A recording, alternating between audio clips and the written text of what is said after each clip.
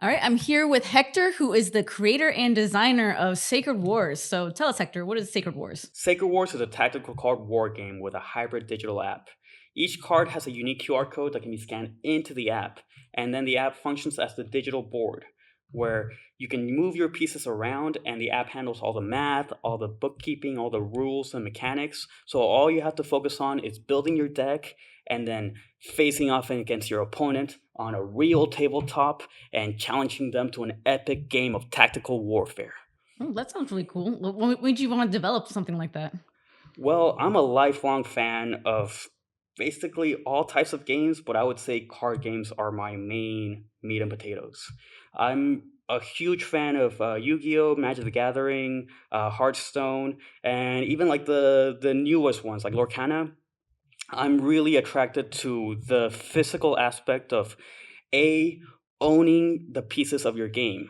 Like even when you just go home and have your collection of cards, there's something great about actually having them in your hand. And that's something that I believe that we as a society and gamers as a whole are clamoring for reality. And I know that sounds like an oxymoron, but with the advent of online gaming, I feel like it has fractured our society, and trading cards are here to put it back together. Because we are basically in need of third spaces, and local card game shops have provided that sense of community that gamers really crave. For me, like going to a card game store is where I see real people interacting with each other, playing and having fun, as Mm. opposed to just slinging insults at each other while shooting each other on Call of Duty. um, but there's definitely more to it. I would say that there's a lot of other card games that are coming out in the market that are not really innovating, and there's so much space for creativity in this field. Um, Mainly, I would say that Magic the Gathering has set the tone, and most other games are just reiterating something that already exists. Examples would be, something like Elestrals, where I feel like it's very much based around like Magic the Gathering and Yu-Gi-Oh. It plays very similar, has a similar art style, and I really like that game.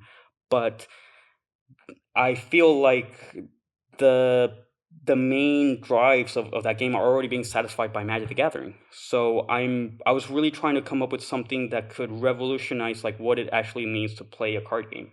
That's why we involved a digital board, and that's the main feeling that we're trying to get people to experience is all the fun parts of a tabletop game without the frictions that limit the user base to grow. That's another great problem that TCGs face in this day and age. It's an insular market where a lot of card games are more so trying to target their existing player base with more expensive collectibles because they're having a harder time introducing new players into their game. Games are getting so complex. There's so much reading and math that's involved that even though they were designed to be played by like 12-year-olds, all of those 12-year-olds are now like, grown men, and they're still the target market. But if they're not able to reach out to the next generation, which is younger players, then the card game has no future. And I'm worried about that future. Yeah. So you're talking about like how a lot of companies like basically over engineered their games and made them so complex to the point that it's like not even a game anymore. It's more of just like a collectible hobby or just something that, most adults want to do and not is that what you're kind of saying? Basically, I would say that I am focused more on putting the game first above the collectible and predatory incentives around the card game market. Mm. And I would say that if a game is good, it will sell. If you have to have players jump through a bunch of hoops just to even be able to be competitive in the game, then that's already a bad sign. Definitely, the over engineering of these card games is limiting like the fun that I've experienced playing card games against your friends, against like when you go to school and you have like a deck of cards in your pocket and you play during recess.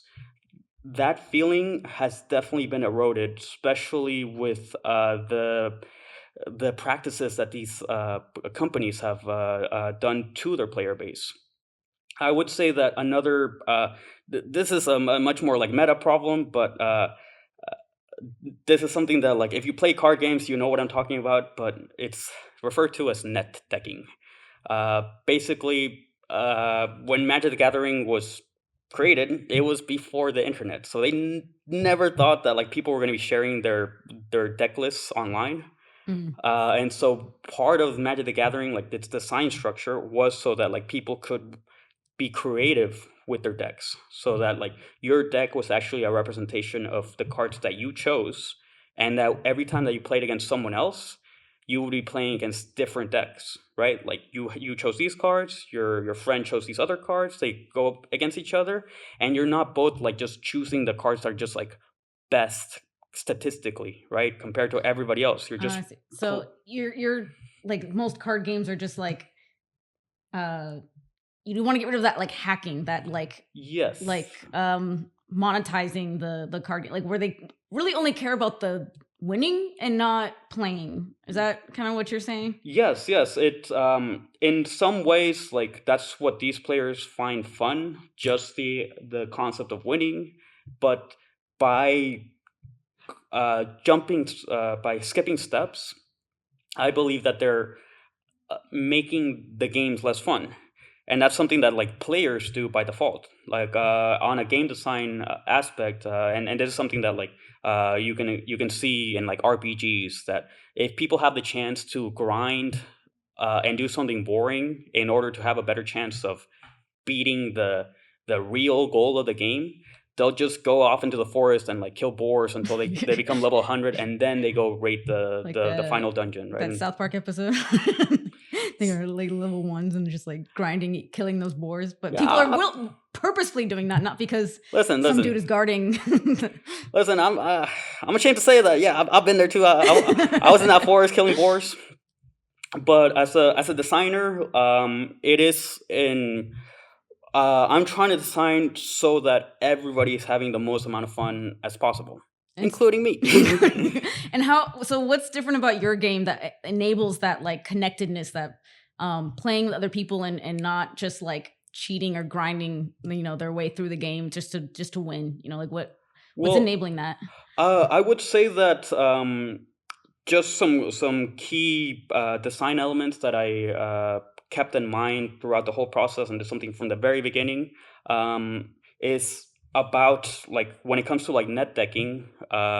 People start looking at each other's decks, and they start copying each other to the point where every deck that you play against is the exact same deck. So especially in a game like Yu-Gi-Oh, where there's less rules about which cards go into a deck, it ends up being that like if you're playing in the most competitive levels, like you're only really seeing like three decks, and those three decks are all going to be exactly the same. And so the core concept of designing a deck is gets completely taken out of the game. When I design my game so that there's 12 different factions, and each faction has a strategy and cards that play into the faction. And I also designed my game so that you can only have like one copy of each card. Each card is going to be unique with unique art and unique capabilities. It's going to be up to you to choose your faction and then really, really fine tune like the cards that you want to play, without the sense that you're going to be seeing the exact same deck every single time.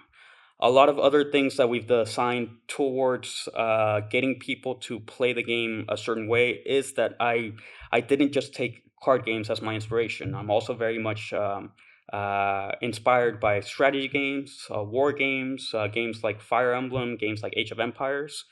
So I did a lot of things to make it so that there's a more of like an asymmetric strategy going on, where your faction actually plays a certain way, and you're gonna have to do certain things where you when you're playing against different factions. So all of this makes it so that people can't just choose the best 50 cards, and you play against another person that also chose the best 50 cards. which are the exact same cards. 50 versus 50. Right. Well, you said wanted to get rid of that. Everyone has the same deck, and you said there were 12 different factions, and each faction has unique cards. But how can you like combine cards from different factions, or like how is it like each deck unique? Well, there are a few cards that you can move around. Definitely, the spells are not tied to the factions, but each card has types of spells that they can activate. A lot of this stuff is the way that I designed it, so filter the options that you have so that they're very, very clear and direct.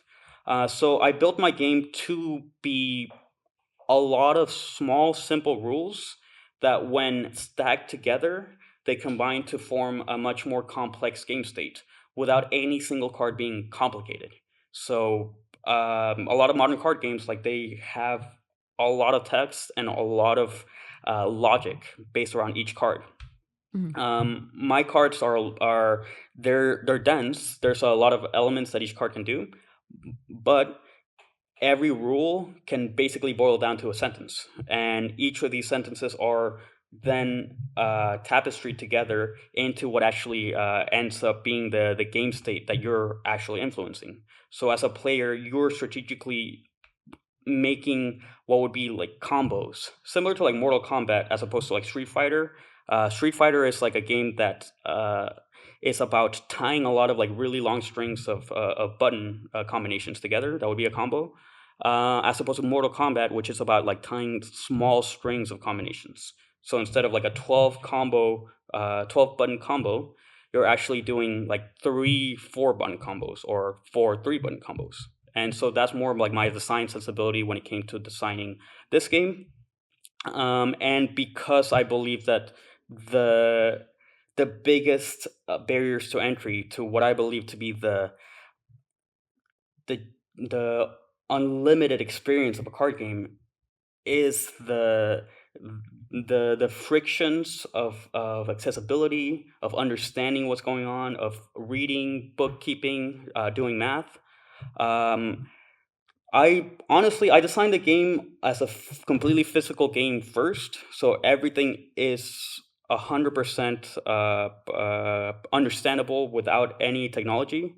The digital app just functions to highlight the real fun of the game, which is playing your cards, scanning them into the board, and being the commander of an army. So, is your intention for this to be primarily a card game or primarily a digital game? Um, I would say primarily a hybrid game, something that is both and neither, right? This is something that I believe is new. Aside from a few other peripherals that are out there on the market, I would say that like we came up with a really intuitive way of playing this game.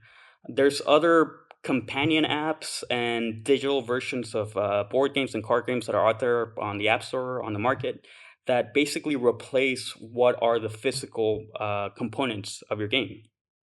Um, what what our card games what our card game allows, like with their QR codes, is the ability of owning your physical pieces of your game, actually bringing them along, having them in your hand, placing them on the field, while not having to carry like an extra set of like the board, the pieces, the tokens, the dice, the coins, all the bookkeeping. I would say that those are all like frictions towards getting like started playing a game. When I grew up playing like Yu-Gi-Oh, all you needed was like a deck of cards in your pocket, and if you went to your friend's house, if he had another deck of cards, then you started playing.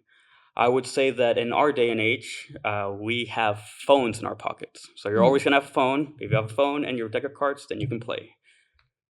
So is there So, the like, you said it's like a hybrid, like it's literally it's both and neither. Um, so what is the primary function of the digital part of it? So, like you said, you scan the QR codes into the app, and then what? Like it just Well, And that I feel like that also kind of ties into like earlier you said like, oh, you wanted a game to be like, oh, this is war, but yeah, I think I where's the should. war part? Yeah, let me describe like what a game of Sacred Wars is like. Because right now we've just been talking about kind of like the overhead design philosophy that's going into it. But let's get down into where the rubber meets the road, which is an actual game. I would say that my game is very much inspired by card games and by war games. Once you play a card, it becomes a physical token on a tile based grid, similar to like chess. And so the object of the game is to build up your And army. that tile based board that's in the app, right? Yes, it is Okay. inside of the app. So the app uh, becomes the digital board, Okay. right? So the cards just function as like your user interface, and then the board is where the action happens. Now, the objective of the game is to build your army while your opponent is building their army. Uh, and you have to get to the other side of the field and attack your opponent directly. Similar to Magic the Gathering, you trying to get their life all the way down to zero, and you win the game. So the tactical experience of playing the game is moving them on the field, taking control of the critical points of the map that earn you more resources, playing, forming your army to be more formidable than your opponents, and clashing against them and making tactical decisions. Okay. Right? And you mentioned like there's certain elements to the board that like give you more resources. So are there like other resources besides like just Well, my game basically just has one resource system. You make coins and then you spend those coins okay. to build your army. I would say that your army is also a resource system. You can have up to like 5 units, and each unit has like unique capabilities. So the more powerful they are, the more options they can do. And the biggest thing is the way that you are tactically choosing your units and where you're placing them on the board. Both you and your opponent are going to be making decisions against each other, and the meat of the game is going to be mm, outwitting your opponent. Okay. That's really cool. So tell me about like the development of this game. Like what made you want to start develop? I mean, you talked about like there was a gap and all the games were kind of like Magic the Gathering and everything, but like what made you think I want this game and the 12 factions and like how did you come up with the idea of Sacred Wars? Like how did you find that to be your solution to this problem? Yeah, well, I mean, there's kind of like two pillars, two avenues of how to answer that question, because there's the art and story and lore aspect of Sacred Wars, which is something that I've basically been developing my whole life as an artist, and there's also the core game design of my game that I developed based around the games that I enjoyed, and the fact that there is this gap, as in mm, this doesn't exist. Otherwise, I'd be like playing this game all like I wouldn't have developed this game if it already existed. I'd be like I'd be playing that game right now.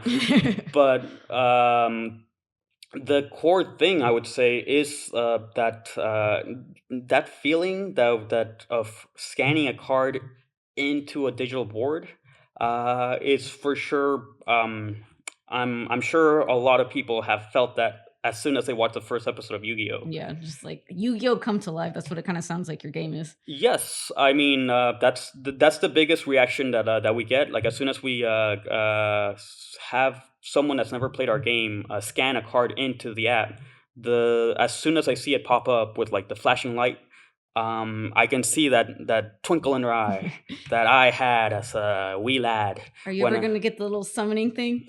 oh man, I mean, like we're still, designing all the peripherals, but I do want to start off on the season 1 of Yu-Gi-Oh. So season 1 of Yu-Gi-Oh. Let me get into this because um, everyone who's watched the anime of Yu-Gi-Oh understands that you can't really like play the game based around the anime because it doesn't make any sense. Like in especially like the first season, they were just kind of like making it up as they went along, and so it all just it was a very much like a vibes based game, right? Like there was a lot of like RPG elements that like seemed like they were part of the game if you watch the anime, but then if you actually bought the cards as a little kid, like the card didn't do anything. You played it on the table and doesn't do anything, right?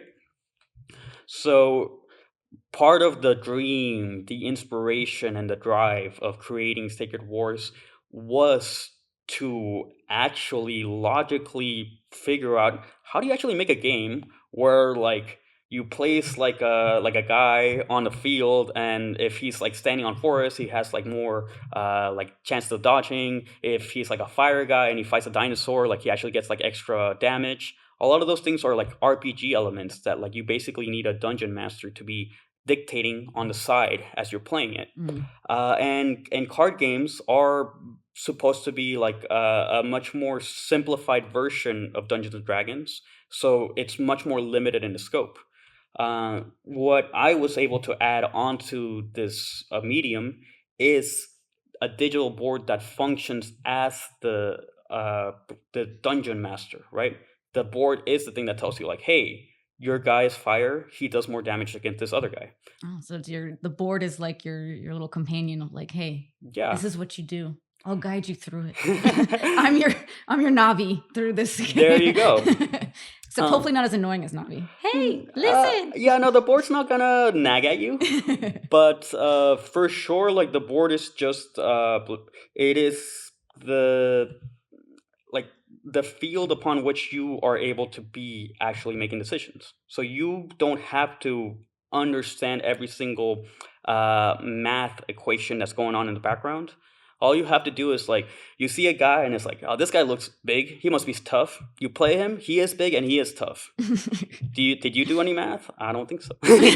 So that already makes it so that like when I watched the first episode of Yu-Gi-Oh, first of all, I didn't even speak English. Like I just watched that stuff and I was like, damn, this looks dope. And I bought some cards and I was like, I have no idea what they say, but like they basically they're dope. I love the art. Mhm. So I mean, back then that's all we had. So But so you're kind of taking like like when you play any video game, right? Like you're not doing any math when you're playing like Mortal Kombat or something, but like you're taking that ease of it and putting it into like why can't card games be that simple? So you're yes, just really like making card games really easy and fun for everyone to enjoy. So it's very inclusive, it sounds like. yes. I want your grandma to play it. But that is kind of the thing. Like card games were designed to be inclusive. They were supposed to be like a cheap form of entertainment for kids, but they did turn into like this like predatory system that like now we have like people like Logan Paul like kind of like scalping all the Pokemon cards. So to me, the idea of bringing the joy of like what video games allow back into card games, because something that is like kind of like the developmental history of video games as a whole is the way that their foundations upon which they like especially the greats stand upon, they're all based around like previous games that we already had. So for example, like if you were to take a game like Final Fantasy or Dragon Quest, like a hardcore RPG, you can see that the main rules and mechanics of that game are actually based upon Dungeons and Dragons, which is a tabletop Hmm. RPG that is just a bunch of rules, a bunch of math that you can enact Mhm. with a dungeon master. Final Fantasy would be doing what the role of the dungeon master is doing, which is like knowing the rules, making sure that people are doing what they're doing, setting up the world, putting the monsters there so that you fight them, you ask the dungeon master, hey, can I do this? Yeah, you can do it, and then you do it. When you're playing a video game, the computers that are running like behind the scenes, the Wizard of Oz that's setting everything for you, that is uh, the mechanics that you're playing through without there needing to be like a referee like standing next to you. You're just like a kid playing the game. You don't have to understand very much. I also played Ocarina of Time without understanding English. I had no idea what the hell was going on. But so that is something that video games were able to overcome.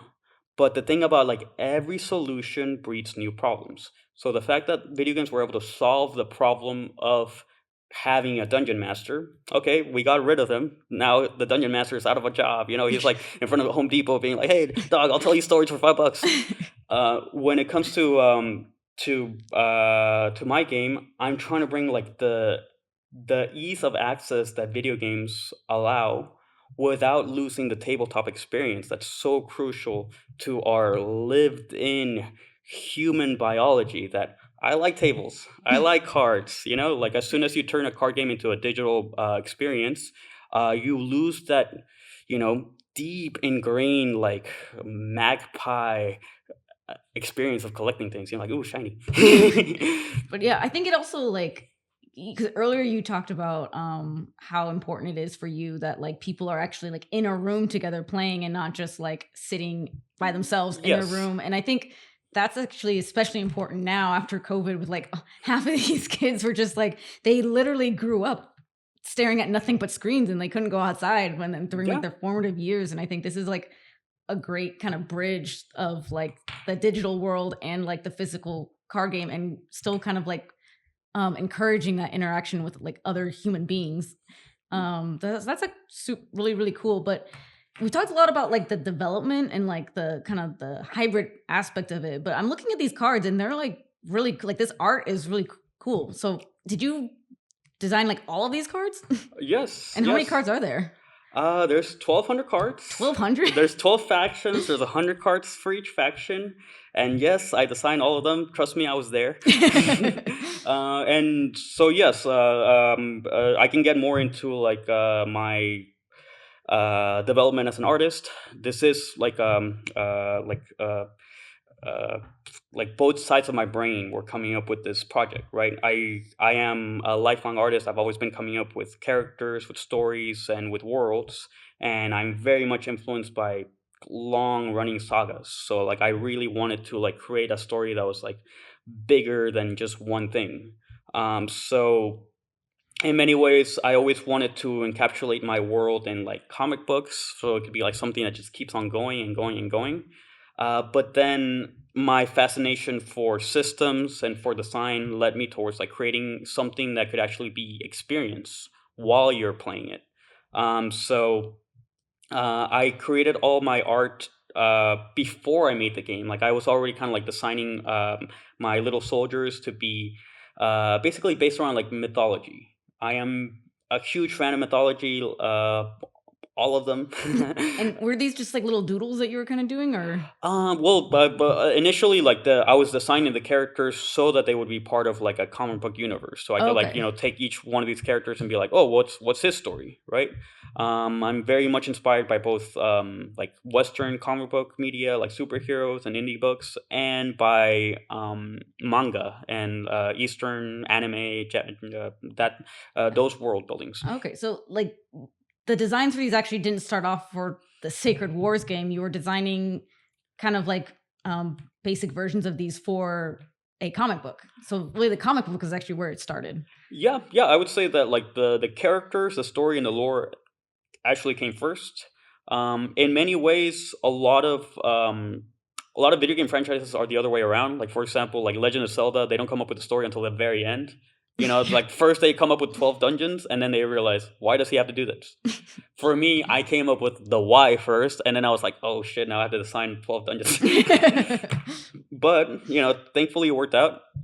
The main part about all this is that my the lord characters of each faction, they are based around an actual mythological god. So like for example, like if the Greek faction, their king is Zeus, right? He's the king of the gods. He's got thunder power. It's very much based around like mythology, things that like for the most part most people have heard about Zeus, but they haven't heard too much about like Amun, the Egyptian lord of their pantheon, and they definitely haven't heard about like the Masawu, the lord of the Hopi mythology, right? So there's a lot of different mythologies that I feel get highlighted by certain media. Like Disney made Hercules, Marvel made Thor. People know about those guys now. Uh, and it wasn't until Moana came out that people learned about Maui. But I knew about Maui. So is it like really important for you to like kind of educate people really with your game of like, hey, there's these different cultures that have like these different mythologies and you're just kind of like spreading that out. But that's that's like really cool. But Was it just your love of mythology that you're like, "Oh, I wanna create, like, this world where there's these 12 factions," or was it just kinda like, how did that connection come? Well, love is a powerful force. If you've ever seen Interstellar, I would say that creating both things, like, as in, like, I really wanted a medium in order to like explore like my artistic sensibilities, and I do have more of like a maximalist take. So like I prefer there to be more of something, right? Like I created 1,200 cards because to me, like, I want 12 million cards. Mm. And the way that I created my game is kind of like it branches out, right? Like what's that called? Like the Mandelbrot set, like the it's, I don't know. but basically like that it's iterations upon which like I make a set of 12, and then I make another set of 12 upon that, and I just multiply Oh, and you're s multiply yeah, and yeah. multiply it. It's like Uh, exponential. yes, and the biggest thing is the way that like I was saying about like seeing unique art on each card is a very important like drive for me, because I love the art of old school Yu-Gi-Oh cards, because I love the art of old school Magic the Gathering cards. It is both because they have a very unique, compelling, and like iconic art style, but also because repetition breeds endearment. If you play Magic the Gathering or Yu-Gi-Oh, and you're playing with the same deck over and over and over again, like you're seeing that card, you're seeing that card, you're seeing that card, and then you love that card. As in, like you're able, you know what it does by just looking at like the little corner of it, like you know what color it is, and you drew it, you already know which one it is. You don't Yeah. have to read it. Like in the actual video show where, like, the cards didn't have any writing on it, it was just a picture and they somehow knew exactly what it Yeah, did. honestly, that's another thing that was a big drive for me. Is in like the way that my game works right now, like you don't actually have to like read any of it. Like I said, like if a guy looks strong and you play him and he's strong, that's a one-to-one relationship that in most games, like if you're playing Overwatch and you're playing a tank character, first of all, he's huge. Look at the shoulders on him. Second of all, like you don't know, like oh, like my guy has like 40 points of defense and he has 1,200 life, and then like the other guy who's like a DPS has like 50 attack, and like like he has like a this like rate of attack. You don't make those calculations. You just play it, and then you find out from playing it like what happens. And then you get PTSD from those certain catchphrases. It's high noon. Well, yeah. I mean, I'm trying to skip all the pain points of these game systems, and in many ways, like what I was saying about each solution breeds different problems. There were problems, let me tell you, but we've been developing this game for a long time. Like I was very much focused on the player first. I never wanted players to have to jump through hoops to do chores just to get to the fun part. Right. Uh, yeah, every time I saw someone like struggle with something, every time I saw someone having fun with something, I always focus on like let's have more of the fun and less of the struggle. That's really cool. But one thing that I'm curious about, you had mentioned it a little while ago. You said that like most games they come out like I think you gave the example of Zelda where they just like did the 12 temples or whatever and they're Yeah, like, "Wait, what's the story behind this? We have to make up a story." And you said it was the opposite. So, what is the story of Sacred Wars? Like besides there's these 12 factions that are all based off of different cultures, but then like what is the story of behind that or like of Sacred Wars? man. Well, you got a minute? Well, I mean, All got more than a right, minute. all right. She cleared her schedule. So basically, it's a deep, deep lore, right? Years in development, but the gist of it, the initial setup, like if you see like the first 5 minutes of Lord of the Rings, you get like a whole book just thrown at you. The exposition is that my game is very much like it's like an act of world building. Like I created this world called Materia. It's very much based around all of like our mythology and culture, but symbolically, it's much more direct, right? I design everything to look more like superheroes, and so that there's like a lot more ease of access towards understanding something that's very much based around like ancient stories that have been around for a long time. So in my world, in materia, uh, all of humanity used to be ruled by one king, and they all used to live in one continent. Uh, but eventually, monsters come out of the ground, and there's a chaos war at the beginning of history. And so this main continent has to be divided and get separated into like 12 different lands. And so these people that used to be like one people end up turning into 12 different civilizations where they each forget about the fact that they used to be one people, and they all develop different cultures, different like personalities, different tactics, different color schemes, and basically similar to like our real history, where we have a shared origin, but then we spread out all over the world, and then we all started thinking that like, oh, we're more important than everybody else. You know, everybody has like their own like mythology that tells them like why they were created, but it doesn't tell you why your neighbors were created. Mhm. So I really wanted to highlight each different land to be a different culture, and make them a lot more easy to understand. So people already have like a feeling of what like Greek mythology is. I really wanted to like share the story of what like Egyptian mythology is like in a much more guided method. So once there's 12 lands in my world, they all get separated, and the chaos war is at bay for a limited time. And Uh, what's the Chaos War? the chaos war is it has to do with the way my universe is set up. So, I'm gonna start from the beginning. All right, in the beginning, there. Rewind, rewind. Rewind, rewind. I just felt like there needed to be like a little bit more exposition. All right, that was the hook version. This is more like the dusting off the tone. In the beginning, there was chaos. Chaos is a force that can both create and destroy. So it just keeps on creating and destroying all at the same time, all at the same time. It is only when it creates something that it can't destroy that story is set into motion. So there is a spark of life that gets lit by chaos, and the spark of life is consciousness. So consciousness is the first thing that decides that it doesn't want to be destroyed. And so, in order to not be destroyed, it actually expands into a universe. And so, my universe is that spark of life that wants to exist. And so, within that universe, there's different worlds that each are being like placed within that fight between order and chaos, between creation and destruction. So each world can succumb to chaos, and if chaos is able to swallow the world, then it will poke a hole into the universe and start eating it from the inside. So my world of materia is one of those worlds that's at the cusp, at the battleground between order and chaos. And as such, that is what the Chaos War at the beginning of history is. It is chaos creeping in from the outside of the universe, trying to destroy it.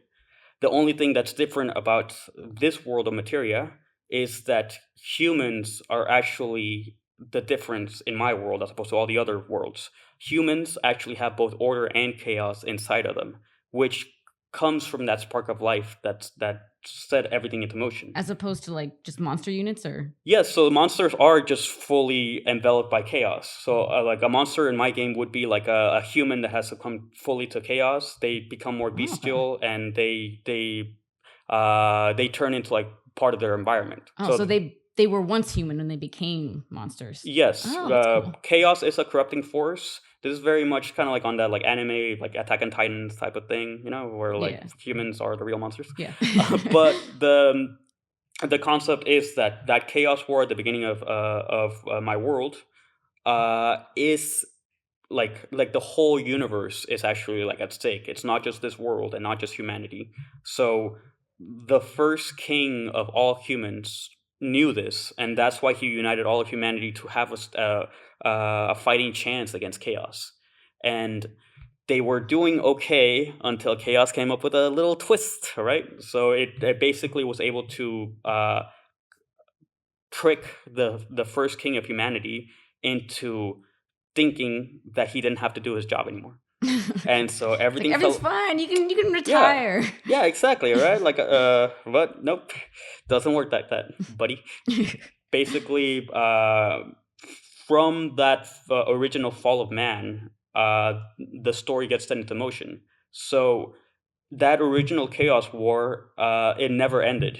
When the first king of mankind uh, separated the land into 12 continents, he did that in order to give humanity a fighting chance because they were losing the war. The monsters were at the gate, everything was about to be destroyed. What the first king of humanity did was uh, he descended the world tower that was at the middle of the world in order to separate the 12 lands, in order to bury all the monsters into the middle of the earth so that they would be held at bay for like 1,000 years. And hopefully, 1,000 years later, humanity can come up with something new. What did they come up with? I don't know, like culture, Culture. civilization, These you know. weird things. So yeah, that's the long and storied parts of it. That sounds like really, really interesting. Is there like a way that people playing the game can like experience that whole lore, or is it like is You there just kind of vibe it out. just about it? No, So no, like that's why there is a campaign mode inside of the game, so you can actually play through the story of each of the lords of the 12 factions. okay, so there is an option to like see that Yes, whole like lore. and not only that, but there's a sequel. Have you heard of Secret Wars 2? As in, very much the story that I really want to introduce with this game is the characters that live out in this world, right? So, as in, like, you can talk about like all the backstory of like Lord of the Rings and all that forever. You know, the Silmarillion, all the Seven Rings, all the dwarves and elves. Mhm. But you need Frodo, you know, as I in, need a Sam to carry you up the mountain. oh yeah, let's not get started on Sam. But yes, for sure, the first thing that I want people to get into is the characters. They all have different personalities. They all have like a unique design, and similar to like say like Naruto. Like Naruto starts off with just some ninjas going to school, right? Yeah. And then it turns out like at the very end that they're all reincarnations of God, and that they've been like fighting this war since the beginning of the universe. Spoilers. Also, there's aliens. But the first thing that you need to care about before you get into like the whole world and everything is just Naruto and him going to school. So the initial campaign mode is just to set up like the 12 different lands and to show off like when they all have to come together to fight the Chaos War again because Mhm. it's back. And what I really want to show off, especially if we get like more interest and if we're able to develop this further, what the future of Sacred Wars really is I want this story to not just be like one game. I want there to be comic books. I want there to be animations within the game. I want there to be a full campaign adventure mode with dungeons, with voice acting. With Navi, yelling at you to do something. So this is just like an introduction to a deeper universe, and if people are able to see all the love and drive that I have put into these cards, then just like how I've been a massive lifelong fan of Yu-Gi-Oh! And Magic the Gathering, and I want to find out more about those worlds. Even right now, like Yu-Gi-Oh! Has gotten into like actually exploring like the lores of their characters, which was always kind of like the least important thing about Yu-Gi-Oh! But you know, when you're a fan, like you want to know more, and it's actually like what drives you into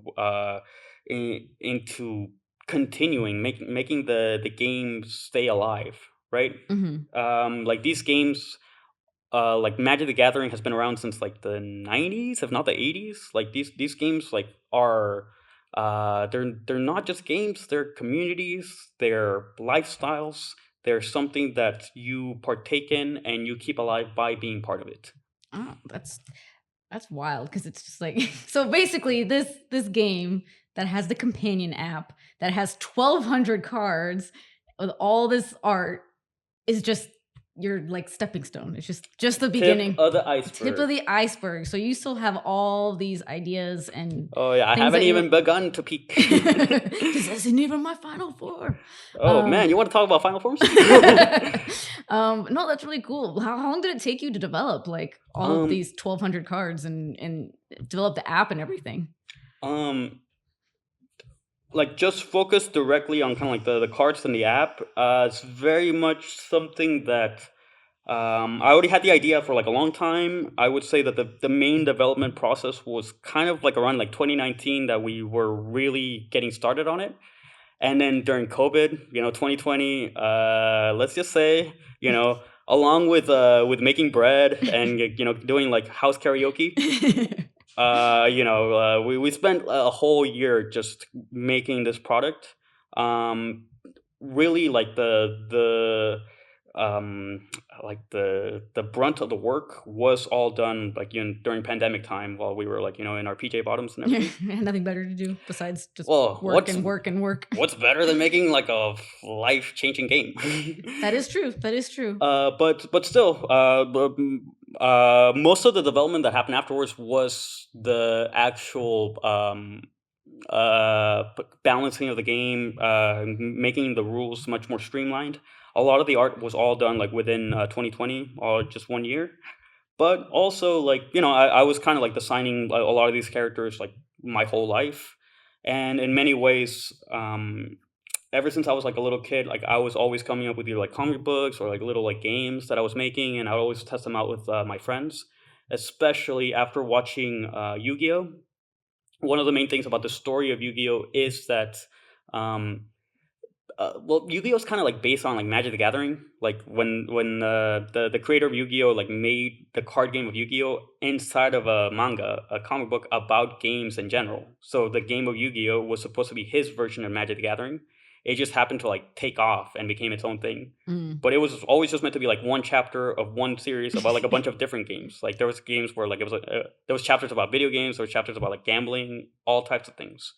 But the thing about Yu-Gi-Oh is that it always featured like the actual creators of the game inside of the anime. So like in the first season, the main bad guy was Pegasus, who was the creator of Yu-Gi-Oh, Oh, and so it's like a Stan Lee, but like yeah, yeah. So it would be like if in the Avengers, Stanley was Thanos. yeah. If he came through with It's just like, like yeah, he's instead of just like like, a little background character, like a guy yeah, yeah, mopping in the background. just like a guy with a mustache, be like, I birthed you, I can destroy you. But yes, so Yu-Gi-Oh had that aspect of like the actual creator of the game was the final boss. So like Yugi has to like go to like this like dual kingdom, which is an island, you know.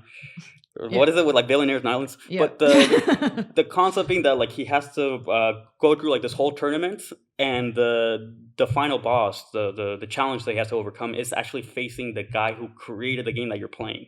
And there was something like kind of like super deep about like someone who's like so good at the game that they challenge the creator of the game and then they beat it, right? Mhm.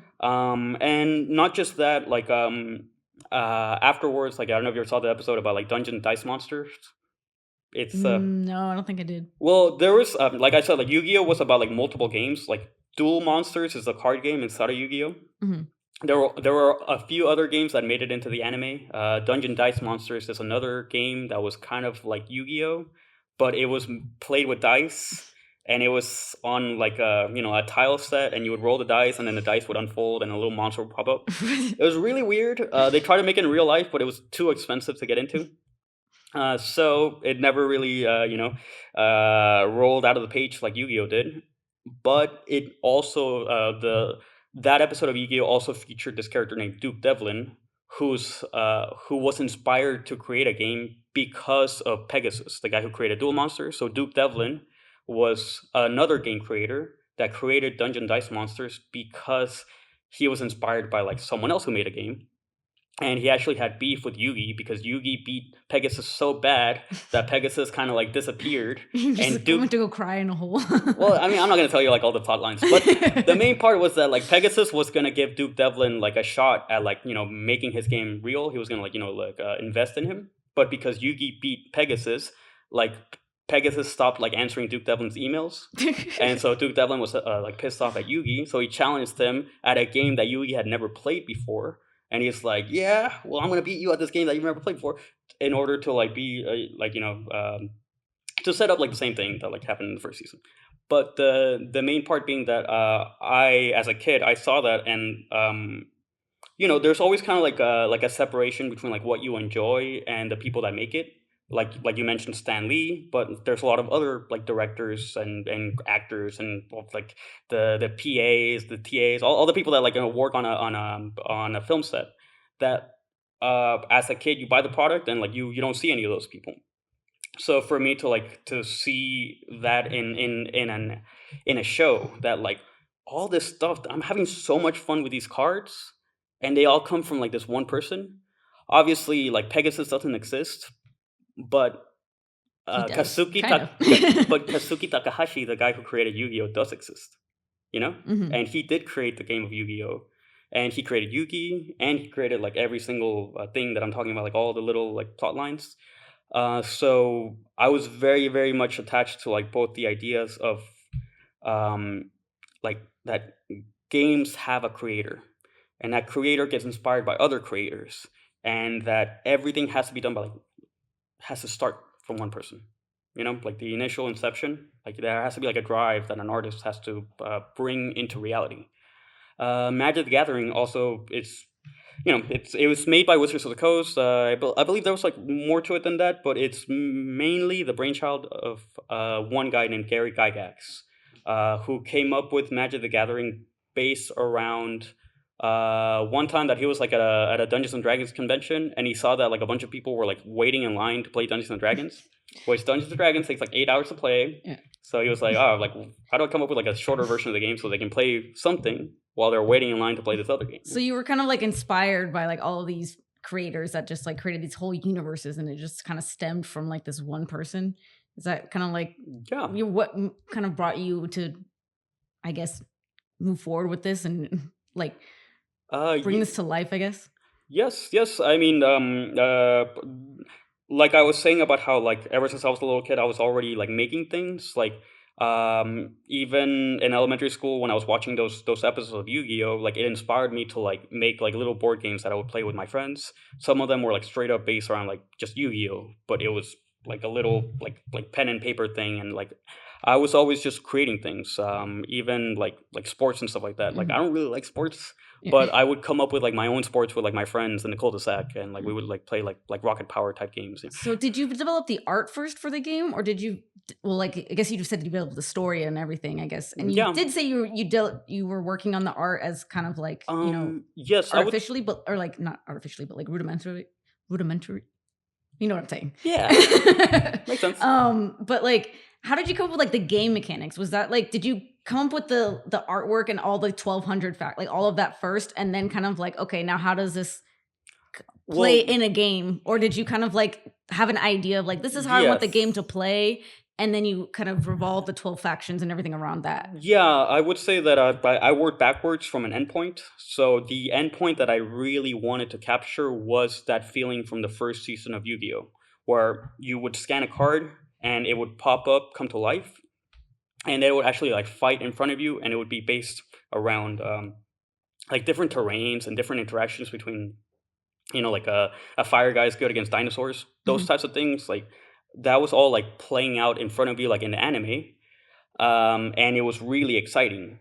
So like that excitement would just get like completely diffused when you were like in school and you were like you played a card and nothing would happen. Mhm. So for me, like every time I made like a gameplay decision about my game, I was trying to reach that end goal of like what the game is supposed to feel like and what's supposed to look like in front of your eyes. So a lot of that stuff, I ended up kind of coming up with the end result and figuring out like a million ways of how to get there. Oh, okay, so you kind of work backwards Yeah, and reverse engineer, I guess. yeah, okay, that's cool. And then was the artwork kind of just like So it kind of sounds like it could have gone like a little bit in tandem. Like you were like, okay, I know how this is supposed to end. Let me come up with like how we Yeah, get there, and then like, did you already have the 12 factions in mind like before you even started kind working of. on the game? Well, I would say like the one that I had like fully designed like from the very beginning, and like there's even like pre 2019. There's like like I started off reading Greek mythology before all of them. Hmm. So the Greek mythology faction in my game was the one that I designed first. Okay, And in my game, in my head, I had it already decided that there were gonna be 12 lands. I just had one, and the other ones were just gonna be based around like the first one that I created. I see. So it's Okay. kind of like the template that if this land has these things, then this other land should have these things. So for example, like you know, I came up with like 12 human units and 12 monster units for each land. So there's 24 units of each land.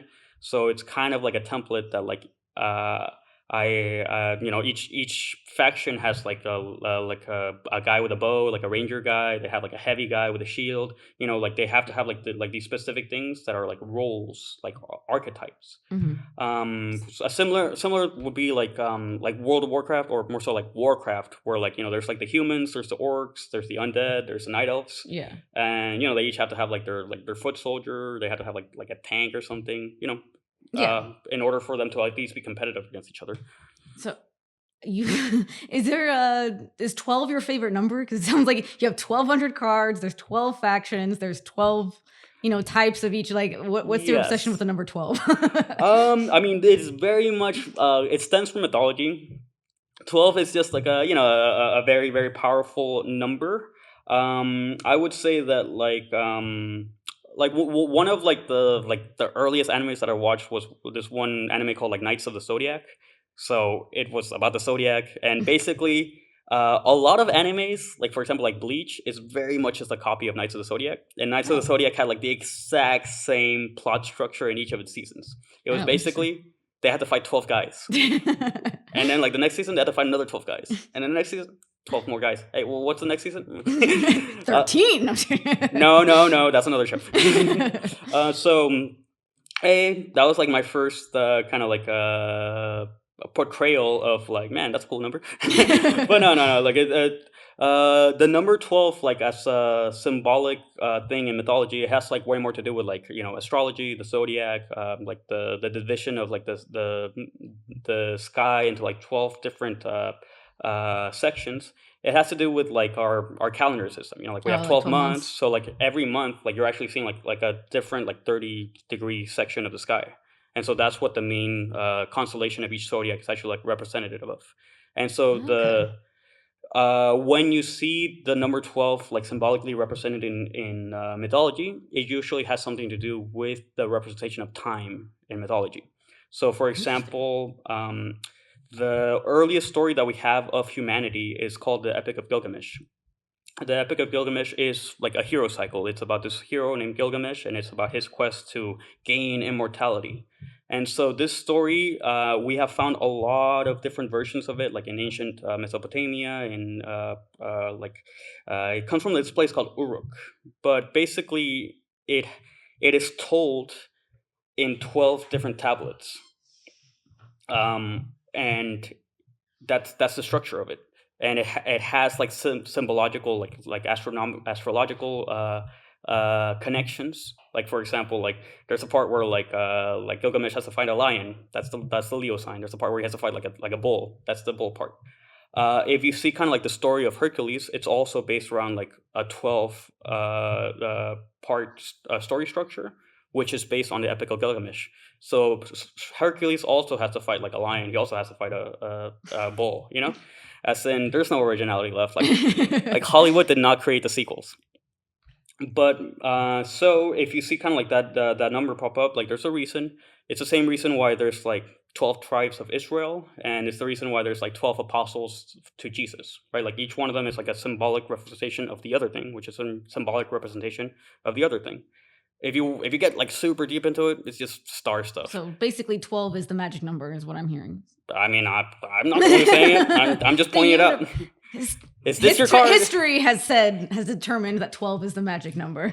Well, I mean, aside from like the more kind of like woo woo aspects of it, there's also like the more mathematical aspects of like 12 is a really really solid number for division and multiplication. It's both big, as in like it's double digits. It feels like a lot, but it's not that much. It's similar to like the number 10 or whatever. But it has way more divisions. You can divide into like three, into four, into six, into two. Just has a lot of factors. Like that's why it's such a nice number to use, like for mythology, for structure, for symbolism. And just the loaded power of it gave me a lot of things to draw upon when I was assigning each of the factions. There was like so many sets of 12s that I was able to Mm. just pick and choose and symbolically represent and attain a little bit of the power that like mythology was pointing towards. Yeah, so geez, a lot of thought went into this game, and it just I mean, it clearly shows with like how detailed like the lore is, the story, the artwork, No, I was the just winging mechanics. Like, it. no, I just but you said like the bulk of the artwork you said kind of happened during COVID. When did the game developments, like the Yeah. actual mechanics of the game, and also the like app development start? Very much the same time as in like we had started like in like 2019, but like during COVID we were both me and my brother were basically unemployed, getting those like stimulus checks, and we were just like holding out. Like nobody knew how long COVID was going to be. I would say that like the initial ideas, like back in 2019, a lot of things were taking a long time because like we could only work on things like on the weekend, and it would be like really hard to like test things and then go back to designing.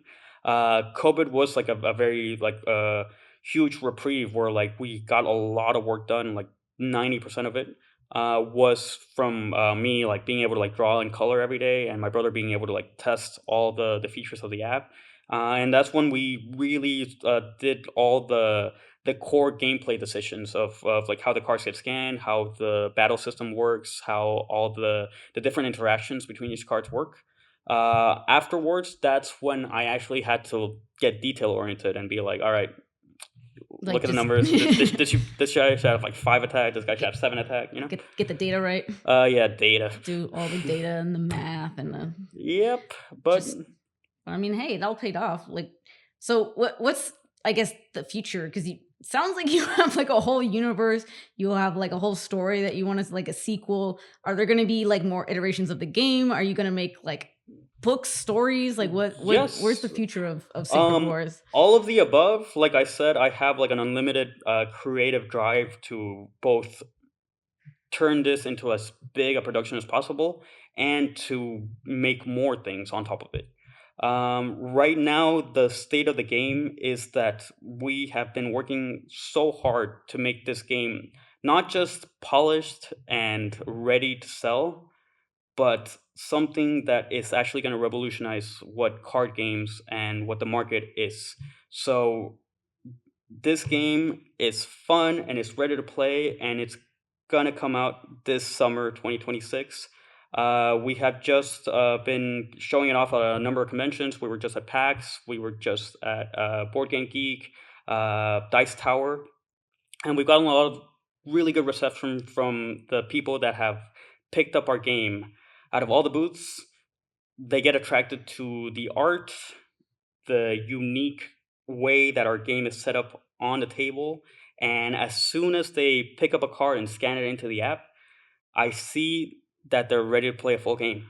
So, our goal is to do a Kickstarter round for the initial printing of this game this summer in July because we just got invited to Comic Con. Oh, you're So, going to be at Comic Con when? oh yeah, breaking news, everybody! Breaking news. Oh, worry, yeah, we're gonna be at Comic Con, and yes, we're gonna have a demo table. We are gonna we're gonna try to have as many people play our game as possible, and we want to launch our Kickstarter at Comic Con to have the biggest impact to our basically like our initial journey, like our this is like the culmination of like so much work that we're finally ready to like really have people experience this. And the future of what lies beyond that, aside from the initial round of Kickstarter, is just to print out and deliver what already works. um, we have finalize the design and the fun and the companion app. Everything is like at an ultimate level so that it can be played right now. Everything that is beyond is only going to be improvements, additions, and finally iteration. As in Sacred Wars 2, baby, it's coming. Awesome. And are people going to be able to purchase a set of the game at Comic Con when they sign up for the Kickstarter, or like what? Um, when they sign up for the Kickstarter, it's gonna be the pre-order basically, so that they can get it after the initial printing. But the main thing is that we are releasing the app for free on the App Store. Once it's available, you're going to be able to play the campaign mode, Oh, okay. the tutorial, the initial solo single player experience, and the cards should be coming out right afterwards. Okay, so you're just giving the game out for free for the digital part of the game for the Yes, campaign mode. yes, as in it's gonna be a cool little entry point. But just like how a lot of people like they buy Call of Duty and they never play the campaign mode. Like really, what this type of game is, it's the competitive aspect. So I really want people to be able to play against each other. Mhm. And so to get the full experience, like you're gonna need the physical cards so you can scan them into the app and play those epic tactical war games on a digital board. But in the meantime, we got like a survival mode. Oh yeah, I mean we are at a very good like the initial entry point. I was gonna say our virgin journey. That's why you say like right after you break like a bottle of champagne on the ship and then you go off to see the new world. But yes, like when it comes to like our venture, um, I wasn't trying to like rush into development just to basically just to get my bag and dip.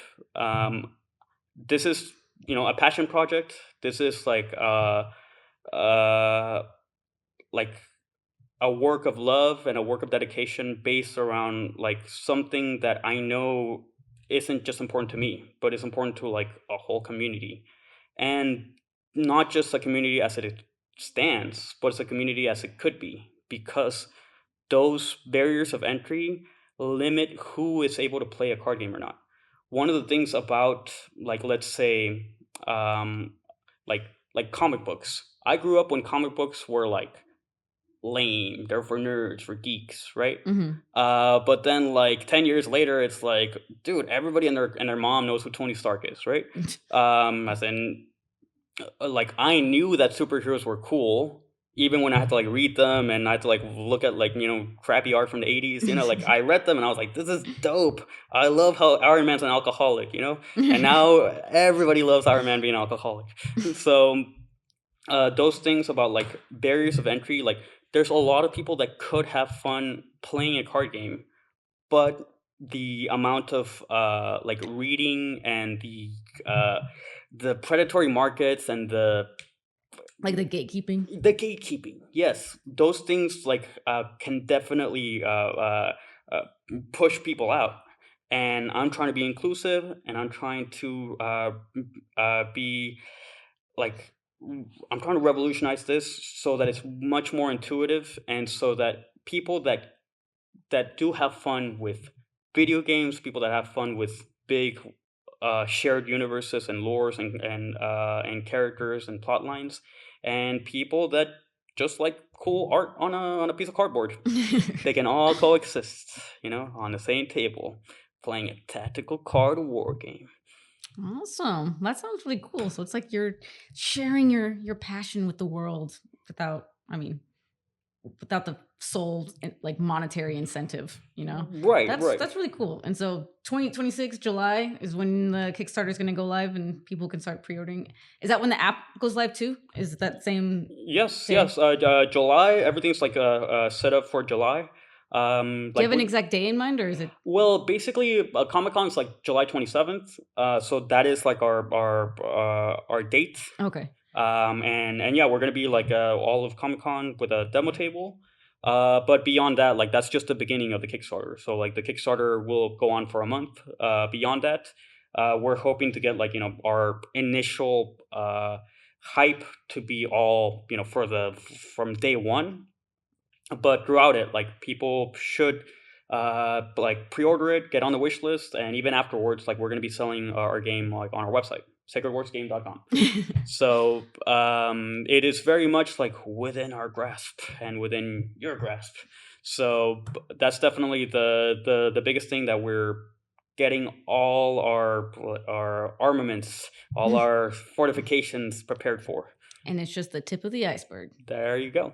All right. Well, that's awesome. So July 2026. Looking forward to downloading this game. It looks really fun. I'm really excited about it. And I'm actually also just as, if not more so, excited about like what's gonna come afterwards too. Cause I'm really interested in the lore and everything. That sounds Oh, really awesome. I can definitely see this as like an anime. I love true. anime, and so I think it would be really cool to be able to play and watch the anime. Yeah. That's awesome. Um, uh, I'm assuming that's already going to be an anime, but Yeah, yeah. I mean, like anime, more like Avatar: The Last Airbender, where it's like half west, half east. yeah. Oh, definitely Avatar: The Last Airbender is like big influence. They throw fireballs. Did their bubbles. You know, but There's but only the 4 factions though. yeah. Though I mean, it would have been a lot easier if I just chose four. But the thing is, if I chose four, then everybody would just been like, "Hey, you're just doing Avatar: The Last Airbender." You know. That's fair. That's fair. Or Avatar, the blue people. They have. But they say the exact same thing. Like then there's like the one about water, the one about I fire. know it literally is just Avatar: The Last Airbender. Listen, there's only like so many ways to skin a cat.